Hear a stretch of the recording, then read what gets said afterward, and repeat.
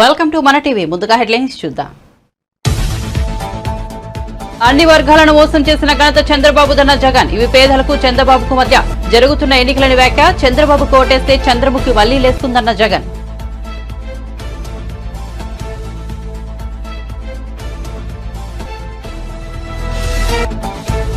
చంద్రబాబు కీలక press meet. ఇళ్ల వద్దనే పెన్షన్ల పంపిణీ సాధ్యమే. పెన్షన్ల పంపిణీపై ప్రభుత్వం తన వైఖరి మార్చుకోవాల్సిందేనని ఈసీ ఆదేశాలు పాటించాలని డిమాండ్.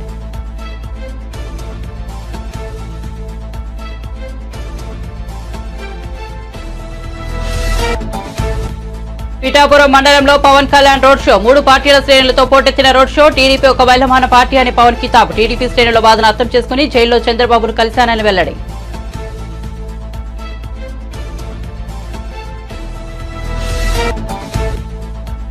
తెలంగాణ సీఎం రేవంత్ రెడ్డికి ఢిల్లీ పోలీసుల నోటీసులు. రిజర్వేషన్ల అంశం మీద Amit Shah fake video viral గా మారిందని బీజేపీ ఫిర్యాదు. కాంగ్రెస్ నేతలే ఆ ఫేక్ వీడియో క్రియేట్ చేశారని ఫిర్యాదు. పీసీసీ అధ్యక్షుల హోదాలో రేవంత్ రెడ్డికి ఢిల్లీ పోలీసుల నోటీసులు. ఇక వార్తల్లోకి వెళ్తే వైసీపీకి ఓటు వేస్తేనే అన్ని సంక్షేమ పథకాలు కొనసాగుతాయని ముఖ్యమంత్రి జగన్ అన్నారు. చంద్రబాబుకు ఓట్లు వేస్తే అన్ని పథకాలు ఆగిపోతాయని చెప్పారు. 2014 ఎన్నికల్లో ఇదే కూటమి దొంగ హామీలతో ప్రజలను మోసం చేసిందని విమర్శించారు. చంద్రబాబును నమ్మితే ప్రజల జీవితాలు గోవిందా గోవిందా అని అన్నారు. అన్ని వర్గాలను మోసం చేసిన ఘనత చంద్రబాబుదని విమర్శించారు. అనకాపల్లి జిల్లా చోడవరంలోని కొత్తూరు జంక్షన్ హాల్లో ప్రసంగిస్తూ ఆయన వ్యాఖ్యలు చేశారు.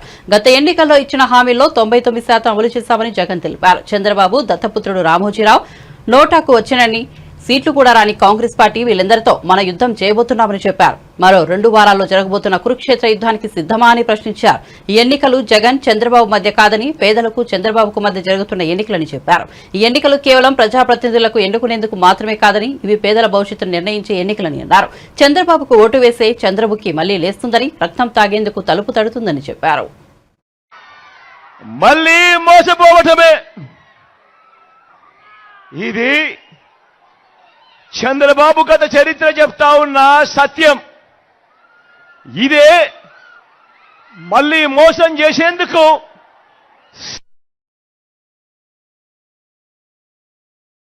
స్వామికి చెప్పే గోవింద నామం కాదు.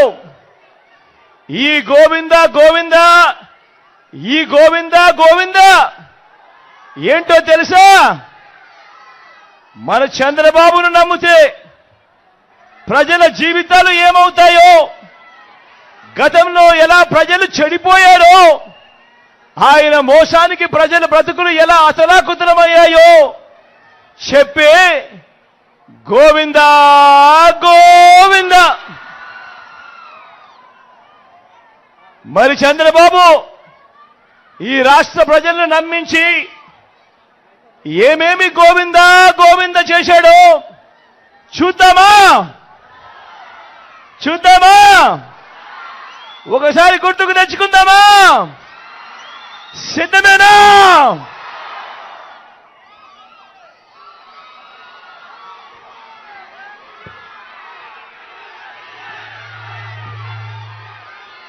ఇది గుర్తుందా? అక్క ఇది గుర్తుందా? ఆ తర్వాత ఏమైంది? గోవిందా గోవింద.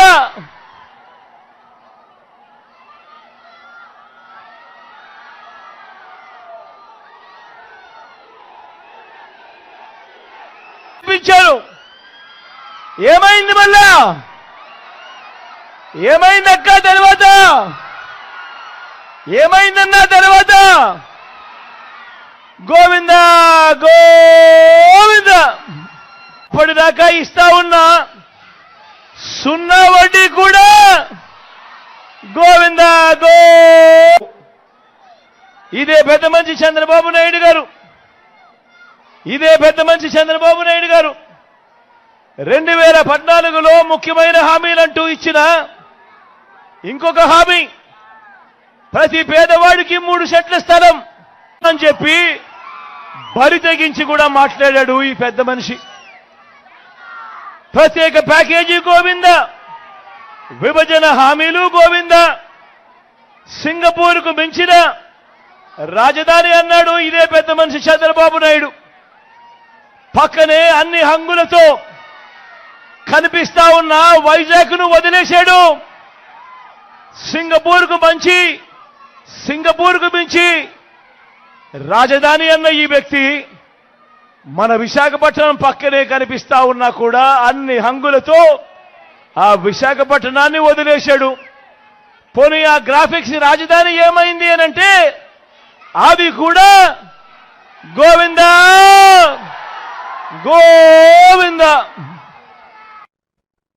జనసేనాని పవన్ కళ్యాణ్ పిఠాపురం మండలంలో రోడ్ షో నిర్వహించారు. చందుర్తి జంక్షన్ నుంచి ప్రారంభమైన ఈ రోడ్ షోకు విశేష స్పందన లభించింది. జనసేన, టీడీపీ, బీజేపీ శ్రేణులు పాల్గొనడంతో రోడ్ షో పోటెత్తిపోయింది.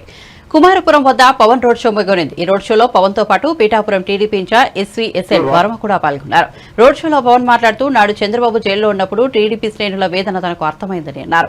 టీడీపీ నేతలు, కార్యకర్తలు వారి బాధను నేరుగా తనతో పంచుకోకపోయినా వారి మనసులో బాధను అర్థం చేసుకుని నేరుగా రాజమండ్రి జైలు వద్దకు వెళ్లి చంద్రబాబుకు మద్దతు తెలిపారని వివరించారు. అందరూ భయపడుతున్న రోజుల్లో తాను వెళ్లి చంద్రబాబును కలిశారని గుర్తు చేశారు. రాష్ట్రం బాగుండాలి. రాష్ట్ర విభజన జరిగిన తర్వాత మన ఉపాధి అవకాశాలు కానీ మన నిధులు మనకి కొరత ఉంది. ఇవన్నీ సరితీసుకోవాలి, బలమైన నాయకత్వం ఉండాలి అన్న ప్రయత్నం. చంద్రబాబు గారిని అరెస్ట్ చేసినప్పుడు మీరు కూడా ఆలోచించండి స్వార్థంగా. ఆ పరిస్థితులు ఇంకో పార్టీ నాయకుడు ఏం చేస్తాడు? మొత్తం ఆయన బాగుండాలి, తొందరగా బయటికి రావాలని తెలియదు చెప్పి బయటకు వచ్చేస్తాడు. పార్టీని ముందుకు తీసుకెళ్ళాలి. నేను చెప్పలేదు అవునా కాదా సార్, ఇది సహజం కాదు. కానీ ఎందుకు చేశానంటే ఇందాక వర్మ గారు చెప్పినట్టుగా మీరందరూ ఒక పార్టీని నమ్మి, ఒక పార్టీ సిద్ధాంతాన్ని నమ్మి 4 దశాబ్దాలుగా ఆ క్యాడర్ ఉంది తెలుగుదేశంకి. ఆ క్యాడర్ తాలూకు కష్టాన్ని, బాధని గుర్తించి అరే క్యాడర్కి నిలబడాలి అనుకున్నాను. ఏ మూలకెళ్ళినా అన్న మా నాయకుడిని చేసేశారన్నా, ఏదైనా చెయ్యన్నా, నీకు మోదీ గారు తెలుసు కదన్నా అని అందరూ మాట్లాడుతుంటే నాకు నిజంగా చాలా బాధ కలిగేది. సో నాకు కేసులు పెడతారని ముందు నుంచి తెలుసు. అలా కేసులు ఏ స్థాయిలో పెడతారు చూద్దాం అనుకుంటే మీకు తెలుసు నన్ను విశాఖలో ఎలా ఇబ్బంది పెట్టారు. నాకున్న బలం ఏంటంటే నాకు అధికారం ఇవేం లేవు, కానీ నాకు దగ్గర ఒక సైన్యం ఉంది. మంచి కొట్లాడే, న్యాయం కోసం కొట్లాడే సైన్యం ఉంది. మహిళలు, వీర మహిళలు ఉన్నారు. వాళ్ళందరూ రోడ్ల మీదకి వచ్చి ఆంధ్ర నుంచి తిరిగి మంగళగిరి ఆఫీస్ తీసుకెళ్లి చంద్రబాబు గారికి మళ్ళీ జైల్లోకి వెళ్ళి, రాజమండ్రి జైల్లోకి వెళ్ళి ఒకటి ఆలోచించారు. అరే ఇంత బలమైన నాయకుడు, 4 దశాబ్దాలు రాష్ట్రాన్ని పరిపాలించిన వ్యక్తి, ఏ జైల్లో అయితే ఆయన ఖైదీల కోసం కట్టాడో ఆయన అక్కడ ఖైదీ చేసిన విధానం నాకు నిజంగా చాలా బాధ కలిగించింది. చంద్రబాబు గారికి ఎన్ని కష్టాలు వచ్చినా అలా కామ్గా ఉంటాడు, మొక్కలు చెక్కు వేసి ఆయనకి బాధ ఉందా ఏముందా ఏమి అర్థం కాదు. ఇది రాజకీయం, దెబ్బలు తింటాం, ముందుకెళ్తాం. అందుకు అనిపించింది ఎందుకు తెలుగుదేశం పార్టీ 4 దశాబ్దాలుగా చెక్కు చెదరకుండా ఎందుకు ఉంది అంటే, క్యాడర్ ఎందుకు నమ్ముకుంది అంటే అలాంటి నాయకుడు ఉండటం వల్ల. ఎందుకంటే మనం ఎన్ని పార్టీలైనా సరే, విభిన్నమైన పార్టీలైనా సరే, మనం పనిచేసేది మన పంచాయతీల కోసం, మన నియోజకవర్గాల కోసం, రాష్ట్రం కోసం, ప్రజల కోసం. నేను ఒకటే అనుకుంటా, మనలో మనకి విభేదాలు ఉండొచ్చు, చిన్న పొరపక్షాలు ఉండొచ్చు, కానీ కొట్టుకునేంత అవసరం లేదు. మాట్లాడి మనం ప్రజాస్వామ్యం తాలూకు లక్షణమే మాట్లాడి దాన్ని సామరస్యంగా పరిష్కరించుకోవడం. ఈ పరిస్థితులు నాకు ఒకటే అనిపించింది. చంద్రబాబు గారు జైల్లో ఉన్నప్పుడు ఇంక దుష్ట పరిపాలనకి చరమాంకం పలకాలి. నేను ఒక మాట మాట్లాడితే నా మీద కూడా అపవాదులు వేస్తారు. నువ్వు కూర్చోబెట్టి జైల్లో ఉన్నానికి నువ్వు కూడా మొత్తాసు పలికావు, నువ్వు నా మీద కూడా ఆరోపణలు వేస్తారని అన్ని తెగించి నేను ఒకటే అనుకున్నా, రాష్ట్రం బాగుండాలంటే తెలుగుదేశం జనసేన కలవాలి. పొత్తు చెప్పాలా వద్దా, అసలు వెళ్ళాలా వద్దా, వెళ్తే ఏమవుతుంది, చెప్పకపోతే ఏమవుతుంది, చెప్తే నా జనసేన పార్టీలో ఉండే నాయకులు ఏమంటారు, మద్దతుదారులు ఏమంటారు, అరే మనకు అవకాశం ఉంది కదా నువ్వు అనవసరంగా కూర్చొని పొత్తు పెట్టుకొని నువ్వు ఇలా చేసేవేంటని అంటారు. మద్దతు ప్రకటించాలా లేదంటే తెలివిగా వెళ్ళిపోయి ఆయన త్వరగా బయటికి రావాలని కోరుకుంటానా, తెలివి వాడాలా హృదయం వాడాలా, ఇదే ఆలోచించడం లేదు. నేను మనసు వాడతాను. చాలా బలంగా తీసుకెళ్దాం. మన కూటమి మీ దృష్టికి తీసుకొస్తున్నాం. మన కూటమి చాలా బలంగా ప్రభుత్వాన్ని ఏర్పాటు చేస్తున్నాం. వైసీపీ ఓడిపోతుంది, వైసీపీ అవినీతి కూటమిని బదులు కొట్టేస్తున్నాం. ఇందాక దారిలో మన యువత ఆ ఫ్యాన్ని బైక్ కట్టుకొని ఈడ్చుకొని వస్తా ఉన్నారు.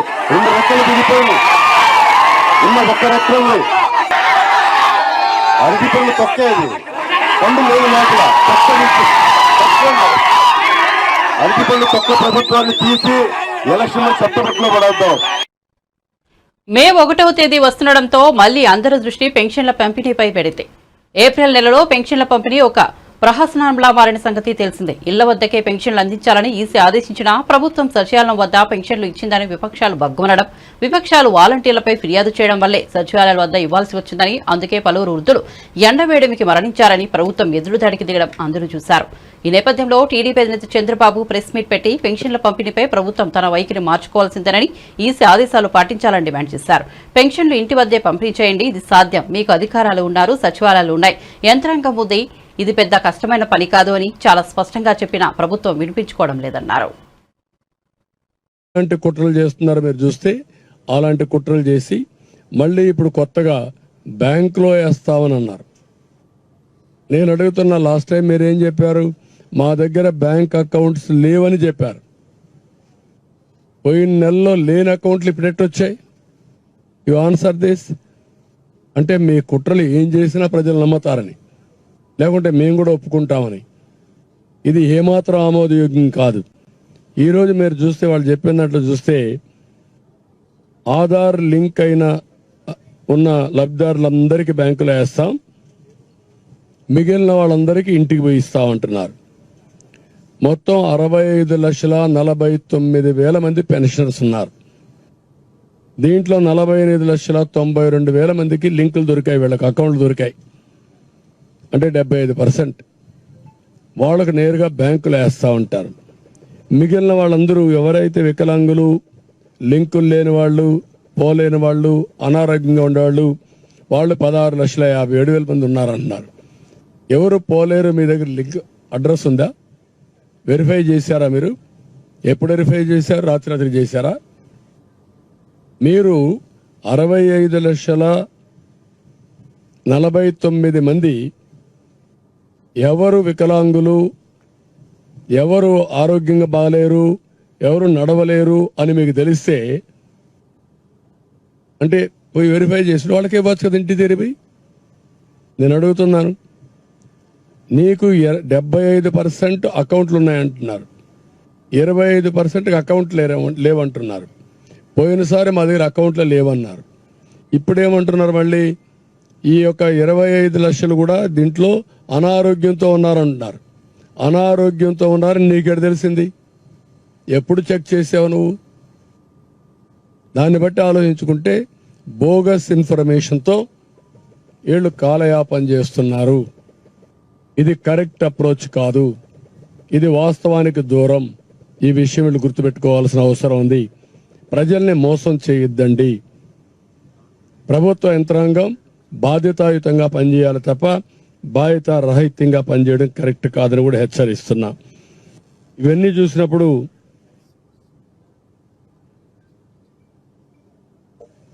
దీనివల్ల చాలా మంది అకౌంట్ వేస్తాం. ముసలి వాళ్ళకి అకౌంట్ వేసిన తర్వాత బ్యాంకులో పడిందా లేదా తెలుసుకోవాలి కదా. ఎవరు చెప్పాలి వీళ్ళకు? దానికి ఇప్పుడు అందరూ సెల్ ఫోన్లో చూసుకుంటారా ముసలి వాళ్ళందరూ? ఆ శక్తి ఉందా? అంటే మీరు ఎన్ని డ్రామాలంటే మళ్ళా వీళ్ళు ఆ బ్యాంక్కి వెళ్ళాలి. అంటే నిన్న సచివాలయం చుట్టూరు తిప్పించారు, ఇప్పుడు బ్యాంకుల చుట్టూరు తిప్పిస్తారు. ఒక విషయాన్ని ఎంత కాంప్లికేట్ చేస్తున్నారంటే, ఏ విధంగా ప్రజల జీవితాలతో ఆడుకుంటున్నారంటే, ఇంత మునుపు 2 కిలోమీటర్లు 3 కిలోమీటర్లు వచ్చేవాడిని, ఇప్పుడు బ్యాంక్ అయితే 5 కిలోమీటర్లు ఉంటుంది. కనీసం అన్ని ఊర్లలో పక్కనే బ్యాంక్ ఉండదు. ప్రతి ఒక్క పంచాయతీలో కూడా కొన్ని బ్యాంకులు ఉండవు. అంటే పంచాయతీలు ఇచ్చేది పోయి ఇప్పుడు వేరే దగ్గరికి పోవాలి. అక్కడ మేనేజర్ లేకపోతే పడిగాపులు గాయాలి. అంటే వీళ్ళ అవసరానికి డబ్బులు రాకుండా చేసి మళ్ళీ నిందలేయాలి, బురద జల్లాలి. ఇది ఒక కార్యక్రమం కింద పెట్టుకొని కుట్ర చేసేదానికి తెరలేపారు. దీన్ని నేను చాలా తీవ్రంగా ఖండిస్తున్నా. 45-46 డిగ్రీలు టెంపరేచర్, వడగాల్పులు, మంచినీళ్ళు లేని పరిస్థితి చాలా గ్రామాల్లో. ఇలాంటి సందర్భంలో ఇప్పుడు ఎక్కడ చూసినా మంచినీళ్ల కోసం ఆందోళన చేస్తున్నారు. ఇంకొక పక్కన ఇలాంటివి చేసి ముసలి వాళ్ళు ఎప్పుడు కూడా ఒక ప్రమాదం ఉంటుంది, బలహీనంగా ఉంటారు. పండుటాకు మారిగా తెలంగాణ ముఖ్యమంత్రి రేవంత్ రెడ్డికి ఢిల్లీ పోలీసులు నోటీసులు జారీ చేశారు. కేంద్ర హోంమంత్రి అమిత్ షా ఫేక్ వీడియోపై వివరణ ఇవ్వాలని ఆదేశాలు జారీ చేశారు. మే 1వ తేదీ కల్లా వివరణ ఇవ్వాలని ఆదేశించారు. రిజర్వేషన్ల అంశం మీద అమిత్ షాపై కాంగ్రెస్ నేతలు ఫేక్ వీడియోను క్రియేట్ చేశారని బీజేపీ నేతలు ఫిర్యాదు చేశారు. దీంతో తెలంగాణ పీసీసీ అధ్యక్షుడిగా ఉన్న రేవంత్ రెడ్డికి నోటీసులు ఇచ్చారు. ఢిల్లీ నుంచి వచ్చిన పోలీసులు గాంధీ భవన్ కు వెళ్లారు. మే 1న ఫోన్ తీసుకుని విచారణకు రావాలని పోలీసులు తెలిపారు. అమిత్ షా మార్ఫింగ్ వీడియోను రేవంత్ రెడ్డి ఎక్స్ వేదికగా పోస్ట్ చేసినట్లు ఢిల్లీ పోలీసులు చెబుతున్నారు.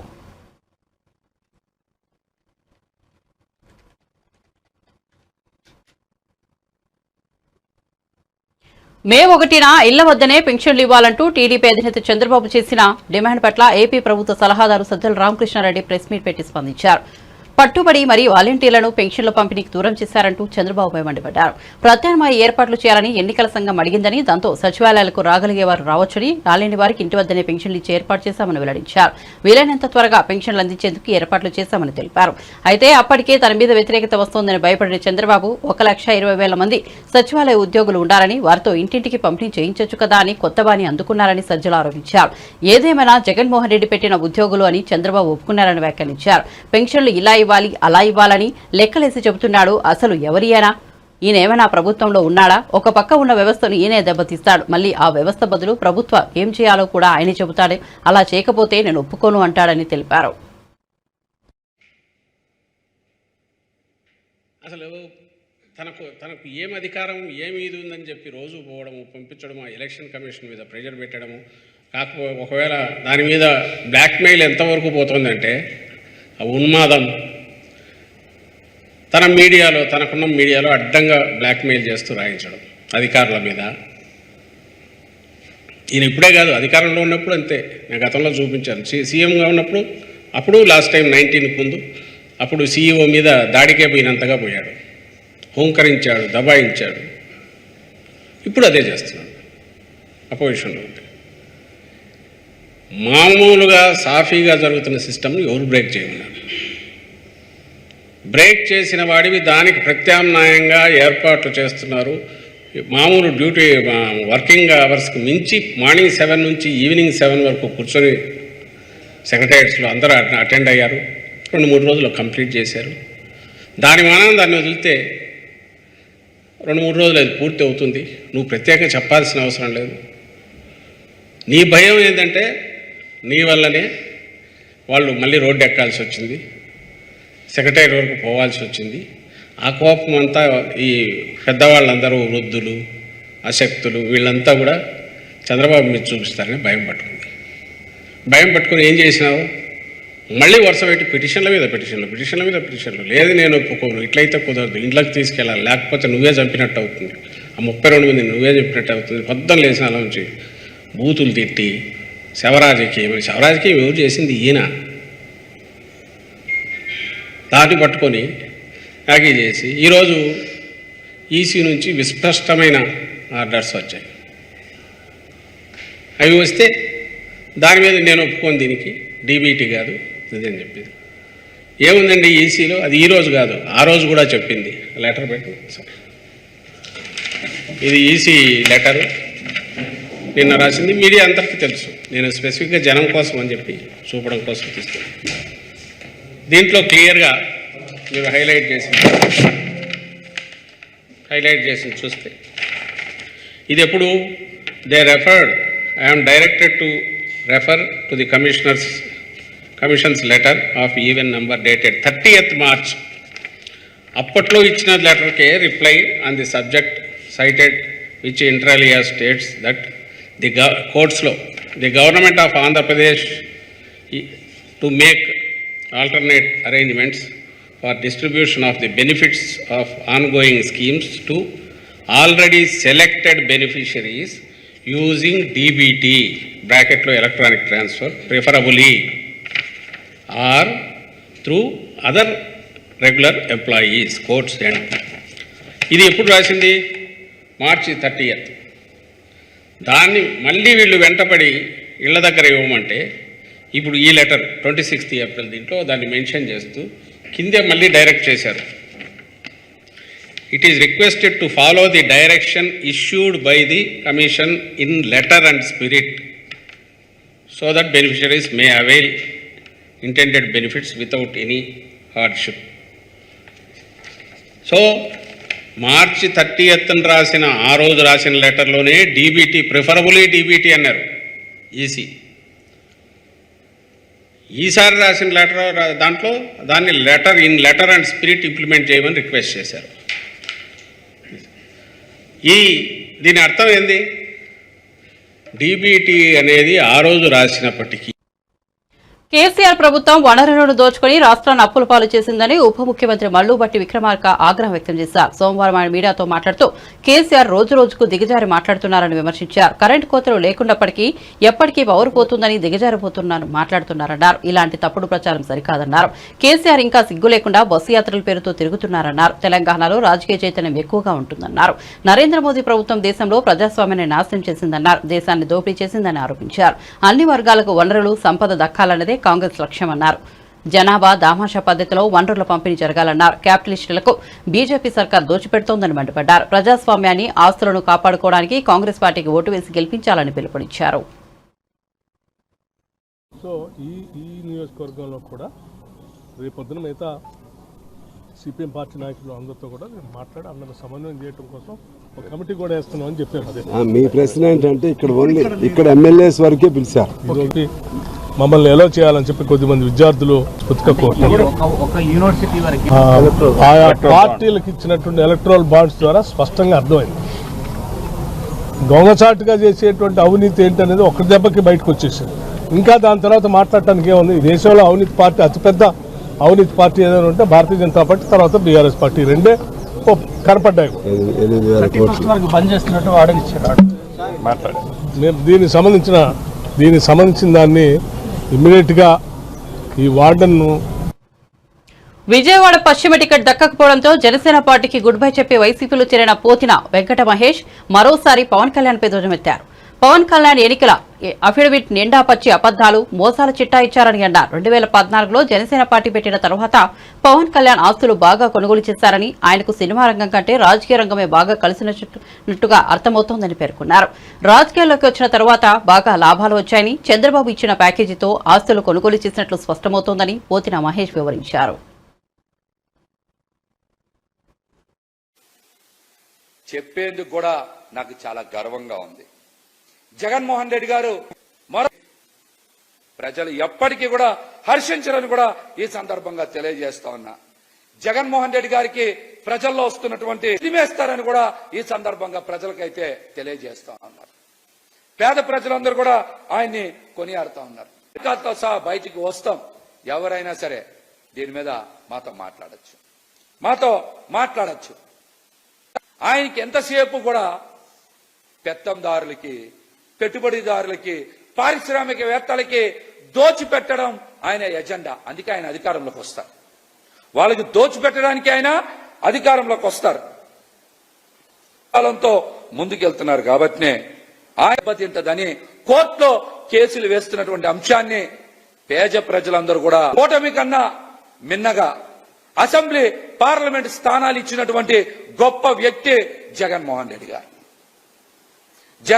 గారు. కాపులకి మేలు చేసినటువంటి వ్యక్తే జగన్మోహన్ రెడ్డి గారు.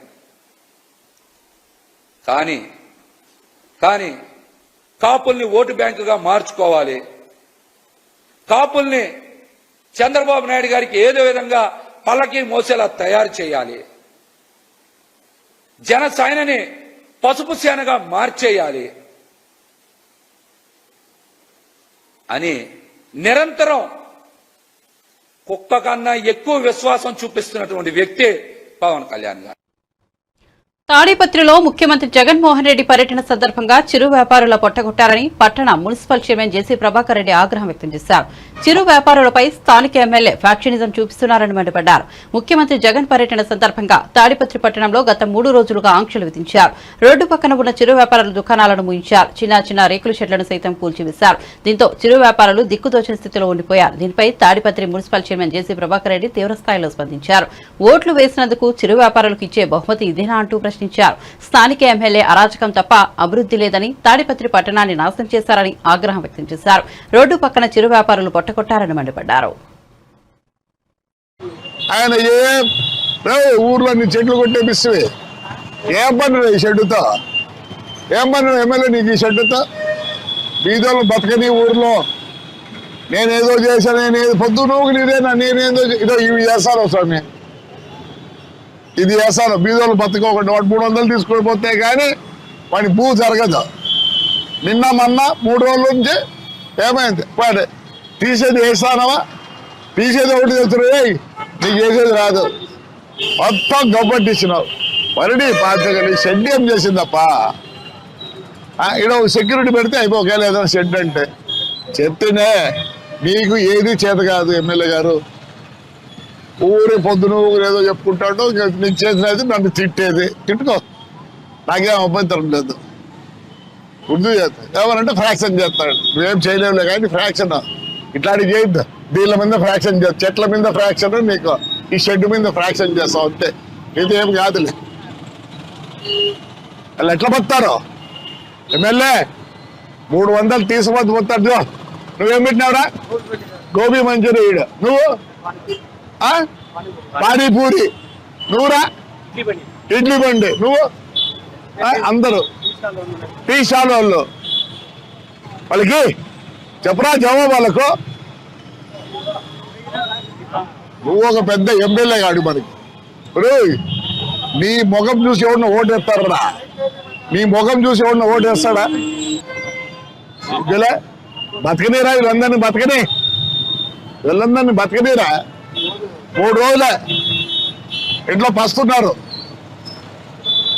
నీకు తెలిసింది అది, ఏదో చేసినాడు, ఏం చేసాను నువ్వు చెప్తాను, నువ్వేమేం చేసావు అసలు నీ గురించే మాట్లాడదలుచుకోలే.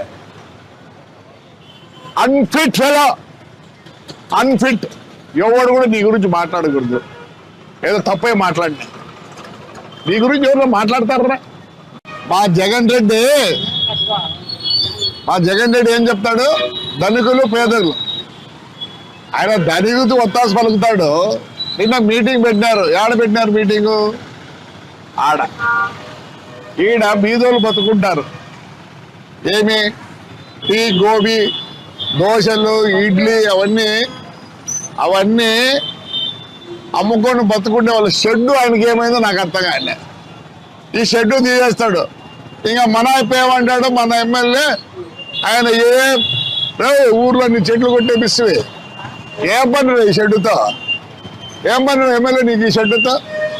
బీదోళ్ళు బతకని ఊర్లో నేనేదో చేశాను, నేనేదో పొద్దు నువ్వు నీదేనా, నేనేదో ఇదో ఇవి చేస్తాను స్వామి, ఇది చేస్తాను. బీదోళ్ళు బతకోకుండా వాడు 300 తీసుకొని పోతే కానీ వాడి భూ జరగదు.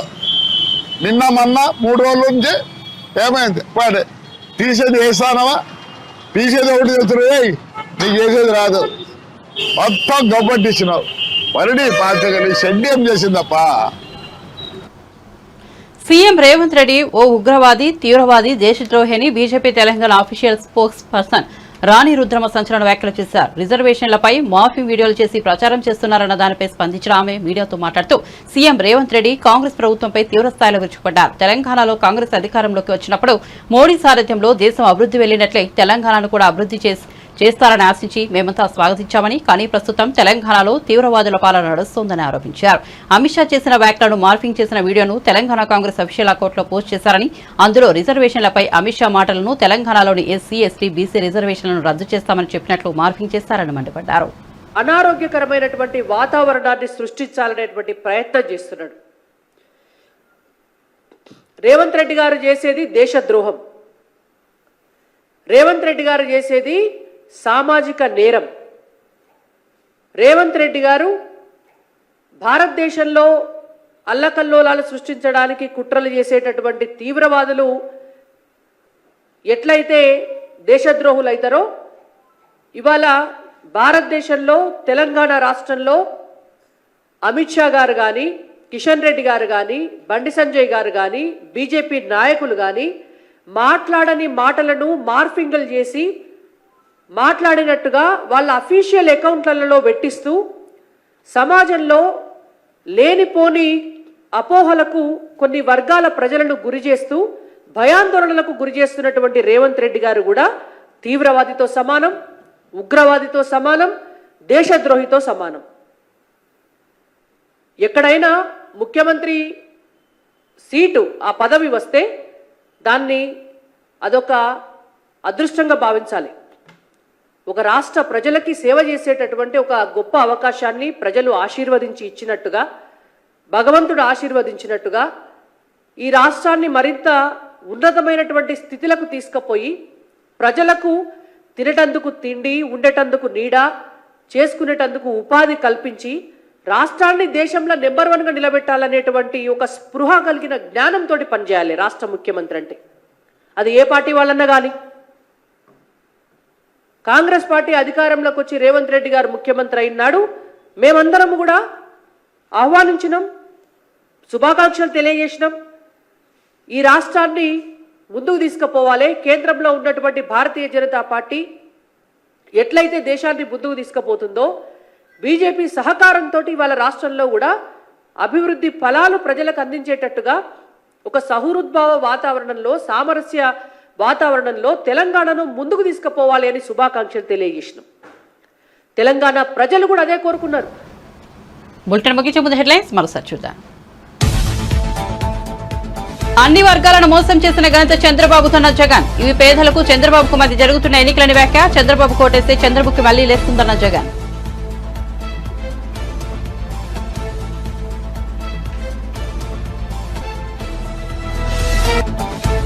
చంద్రబాబు కీలక ప్రెస్ మీట్. ఇళ్ల వద్దనే పెన్షన్ల పంపిణీ సాధ్యమే. పెన్షన్ల పంపిణీపై ప్రభుత్వం తన వైఖరి మార్చుకోవాల్సిందేనని ఈసీ ఆదేశాలు పాటించాలని డిమాండ్.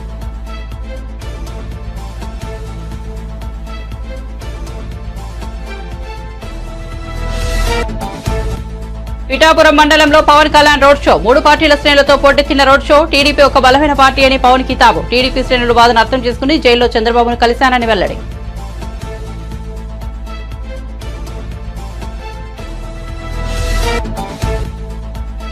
తెలంగాణ సీఎం రేవంత్ రెడ్డికి ఢిల్లీ పోలీసుల నోటీసులు. రిజర్వేషన్ల అంశం మీద Amit Shah fake video viral గా మారిందని బీజేపీ ఫిర్యాదు. కాంగ్రెస్ నేతలే ఆ ఫేక్ వీడియోను క్రియేట్ చేశారని ఫిర్యాదు. పీసీసీ అధ్యక్షుడు హోదాలో రేవంత్ రెడ్డికి ఢిల్లీ పోలీసుల నోటీసులు. మరిన్ని అప్డేట్స్ కోసం చూస్తూనే ఉండండి మన టీవీ.